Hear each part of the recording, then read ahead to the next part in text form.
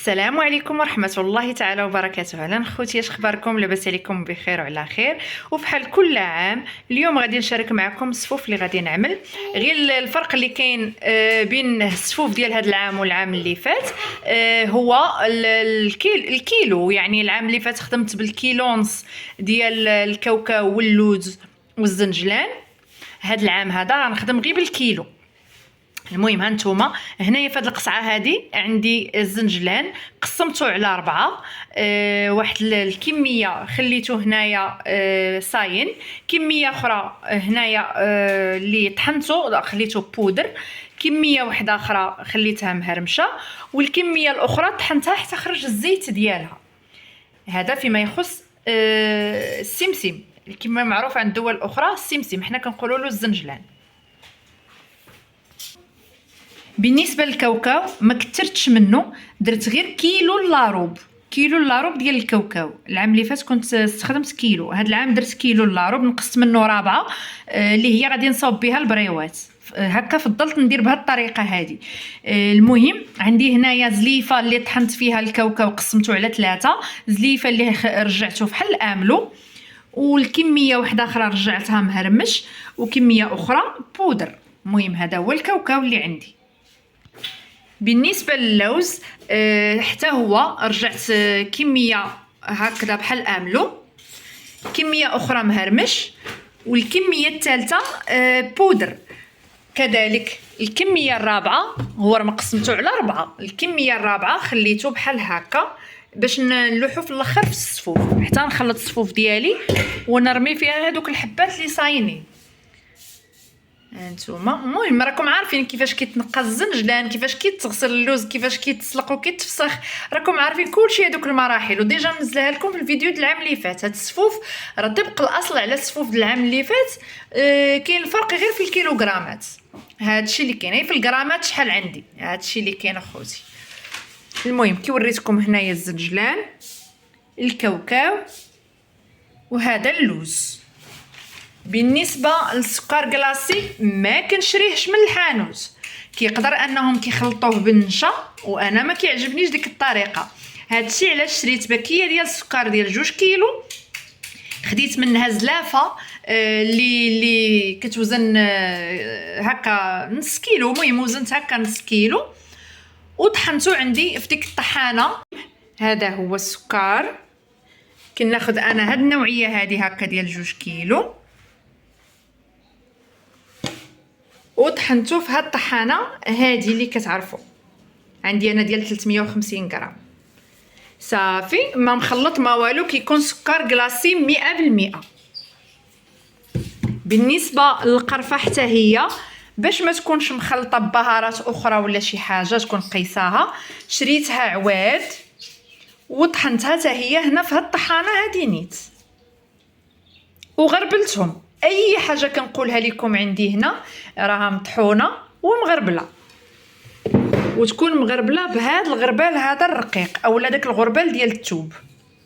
هذا راه كيجيني انا مع الطحانه. كذلك اخوتي عندي هنايا هذا النافع البستاني مع النافع البلدي، طحنتهم وغربلتهم.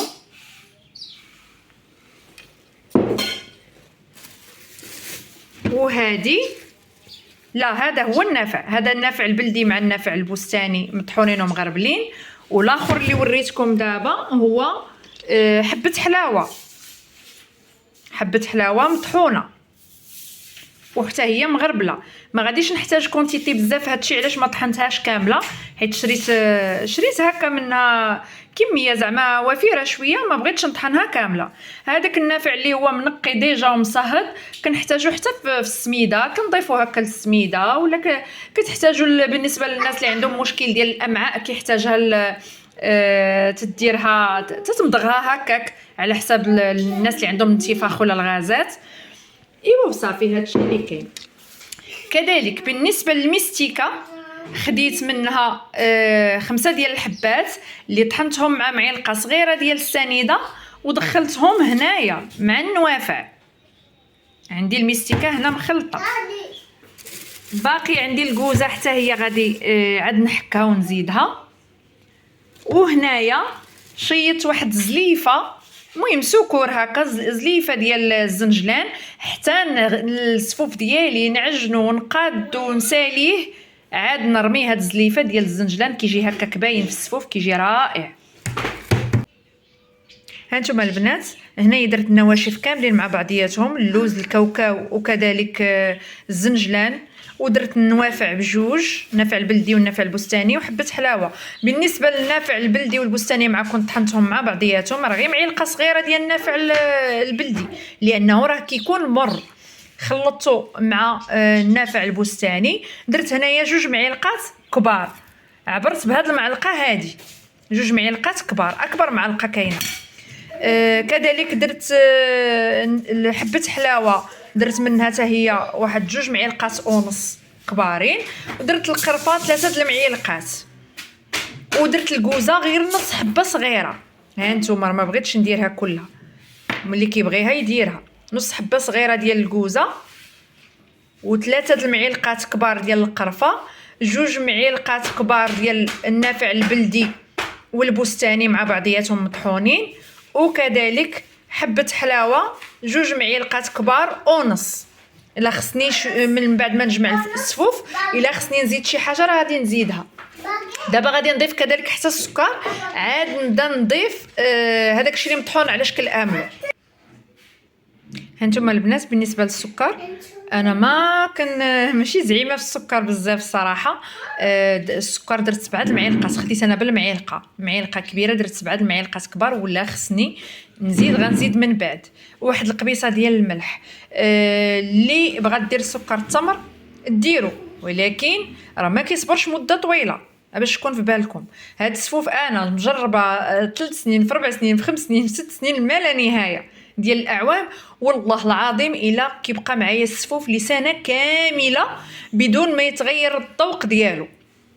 الا فات اكثر من سنه اكيد غادي تغير المذاق، ولكن لسنه كامله كيبقى مزيان وزوين بزاف بزاف بحال الا عاد صوبتيه. المهم هادشي اللي كاين الخوت. صافي نخلط النواشف هكا مع بعضياتها بهذه الطريقه هذه. المهم تخلطوا ينسجموا مزيان نواشف. على فكره مازال غادي نضيف الدقيق عندي 2 كيلو، 2 كيلو بالضبط ديال الدقيق. هذيك 2 كيلو ديال دقيق الذره عاودت حمرتها مره اخرى، وتعاود تغربل مره اخرى. ملي غنخلط هاد المكونات هذه عاد غنزيد الدقيق نخلطو معاهم، عاد باش غادي نضيف ديك الساعات هاد المكسرات اللي على شكل املو. اوكي خوت، ها نتوما المهم انا راه كنوريكم داكشي اللي درت. واخا لا بغيتو الصفوف من الاول حتى الاخر رجعوا للصفوف ديال العام اللي فات، اللي هو نفسه هو هذا اللي كندير هذا العام بكثر ما يعني مشكور من عند كلشي عجبو هذاك الصفوف اللي درت. كنعاودو وبصراحه انا من تلقاء نفسي وعد بالله ما قولت انا، راه رائع داك الصفوف، كيحمق، جا رائع زوين بزاف. ما غاديش نشكر لكم شي حاجه ما زويناش. هانتوما البنات بالنسبه للدقيق ديال الذره تنستخدم انا الكوفيه الصحراويه، راه متواجده عند اي زعما عند اي هري تلقاوها عنده الكوفيه الصحراويه، كناخذها انا ب 17 درهم. المهم ضفت هنايا كيلونس عوض 2 كيلونس. العام اللي فات درت 2 كيلونس لانه كانت عندي كيلونس يعني كيلونس زنجلان، كيلونس لوز، وكانت عندي كيلو كاوكاو. هاد العام هذا حيت عندي كيلو وربع ديال الزنجلان، وكيلو لاروب ديال الكاوكاو، وكيلو د اللوز، درت كيلونس ديال الدقيق. صافي المهم ها هو غادي نخلطو مع هاد النواشف مزيان، وعاد نبداو نضيفو داك السوائل. دابا نضيفو السوائل.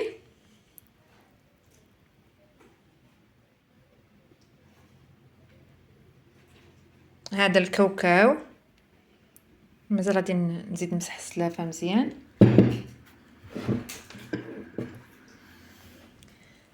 هذا اللوز كيجي شويه ثقيل على الكاوكاو. هادو راه كنطحنهم هكذا سيك بوحديهم، يعني ما كنديرش معاهم شي اضافات زعما باش يوليو املو. وبالنسبه ملي تبغيو تطحنوهم املو في هاد الطحانه هادي كديروها حتى 5، 1 و2 و3 راه ما تطحنش ليكم. ايوا صافي المهم هادشي اللي كاين. غندير الزنجلان كذلك صافي، ونمعك هاد المكونات مزيان ونرجع معكم. هانتوما البنات بعد ما ساليت، المهم درت هذيك الرابعه ديال الزبده سونطرال رجعتها نوازيت. بالنسبه للدقيق ديال الذره كيف قلت لكم درت كيلو ونص. زدت شويه ديال القرفه، تقريبا واحد المعلقه صغيره ديال القرفه، معلقه صغيره ديال حبه حلاوه، ومعلقه صغيره ديال النافع. هادو هما الاضافات اللي عاود درت.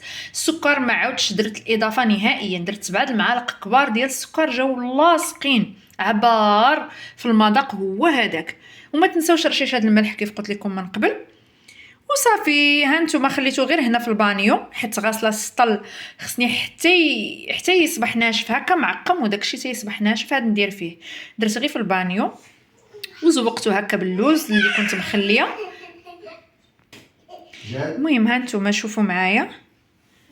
ايوا هذا هو الصفوف ديالنا. بالنسبه للدقيق ديال الذره، هاد المره هادي راني ما حمرتوش، كيف ما شريتو هكاك محمر خدمته، ما زدتش حمرته مازال. نتوما الا شريتو الدقيق ديال الذره وشفتوه ما ناقص في داك التحمار، تقريبا غير شويه مذهب، بغيتو باش يعطيكم اللون، زيدوا حمروه اكثر وعندكم تحرقوه. كل ما تحرقات المكسرات او الزنجلان او الدقيق كيعطيكم اللوز مذاق ديالو مر.